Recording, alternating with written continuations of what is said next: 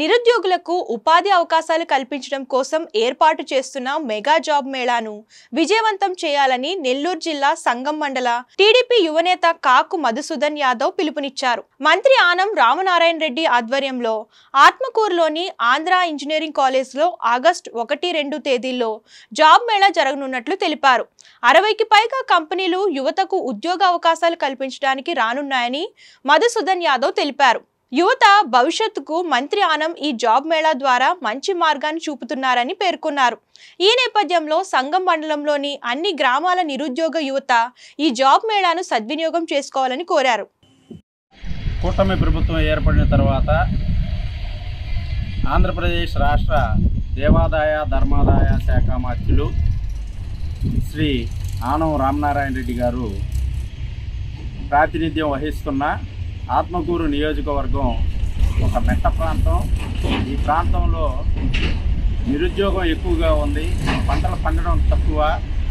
రాష్ట్రంలో చూసుకుంటే వెనుకబడిన ప్రాంతాల్లో ఈ ప్రాంతం కూడా ఉందని తెలియజేసుకుంటూ, ఈ ప్రాంతంలో ఉండే యువకులు ఉద్యోగ ఉపాధి అవకాశాల కోసం కూటమి ప్రభుత్వంలో ఈ నియోజకవర్గ పరిధిలో ఈ జిల్లా నిరుద్యోగ యువత కోసం మెగా జాబ్ మేళా ఆగస్టు 1-2 తేదీల్లో మెగా జాబ్ మేళా కార్యక్రమాన్ని ఏర్పాటు చేయడం జరిగింది. ఈ కార్యక్రమంలో ఈ ప్రాంత నిరుద్యోగ యువకులే కాకుండా జిల్లా మొత్తం ఉండే యువకులందరూ పాల్గొని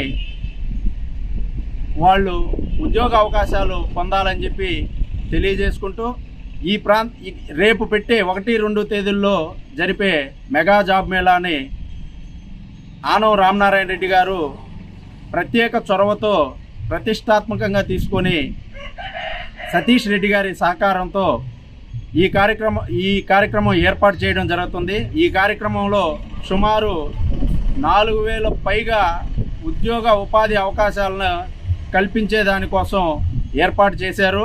వాటిల్లో ఐటీ ఉద్యోగాలు 300 పైన ఐటీ ఉద్యోగాలు, నాన్ ఐటీ ఉద్యోగాలు 4000 సంఖ్యలో ఉంటాయని చెప్పి అంచనా ఉంది. ఇంకా ఎక్కువ కంపెనీలు రావడానికి కూడా అవకాశం ఉంది.